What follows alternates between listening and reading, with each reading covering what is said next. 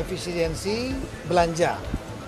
Belanja diantaranya mengenai masalah alat tulis kantor, kemudian masalah perjalanan dinas dikurangi, rapat yang tidak perlu, dan kemudian kegiatan-kegiatan seremonial terlalu banyak, ya, yang semua dialihkan untuk program-program yang pro rakyat betul. Ya, dari Lemhanas melanjutkan, ya, dalam bentuk diskusi kelompok, saling menyampaikan pendapat yang intinya mengenai masalah membangun, memperkuat pengetahuan tentang kenusantaraan, wawasan Nusantara, pluralisme, kebinekaan, termasuk juga nasionalisme dan patriotisme.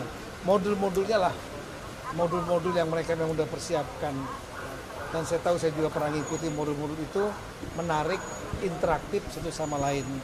Dan malam ini Ibu Menteri Keuangan mengisi, kemarin Menhan, ya, menteri-menteri utama.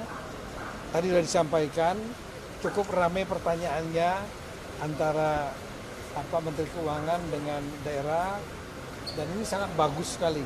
Kenapa? Karena daerah bisa menyampaikan langsung persoalan-persoalan teknis keuangan, ya, misalnya masalah efisiensi, dana bagi hasil, kemudian juga mengenai pajak dan retribusi, mengenai inflasi, sehingga bisa dijawab dan dijelaskan juga oleh Ibu Menteri Keuangan.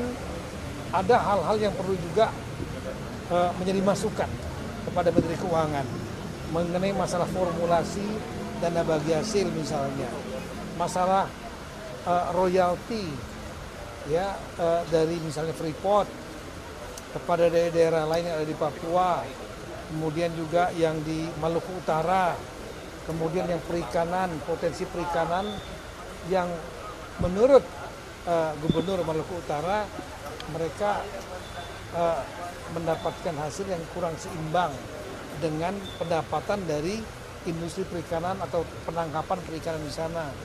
Nah, ini yang akan menjadi masukan dari Kementerian Keuangan untuk mencarikan formulasi-formulasi sehingga keadilan. Kira-kira seperti itu. Dan saya juga sudah menyampaikan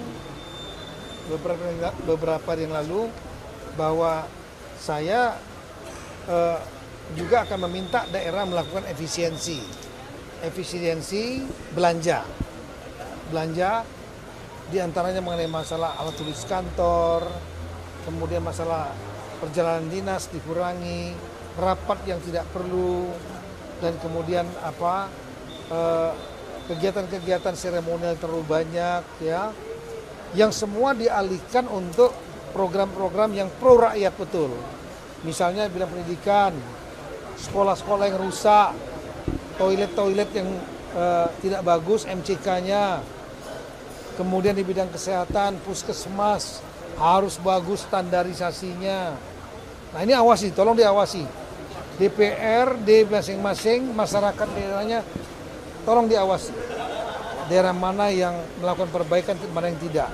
Dan kami juga melalui sistem yang ada namanya sistem informasi pemerintahan daerah, kami nanti akan melihat perubahan-perubahan itu.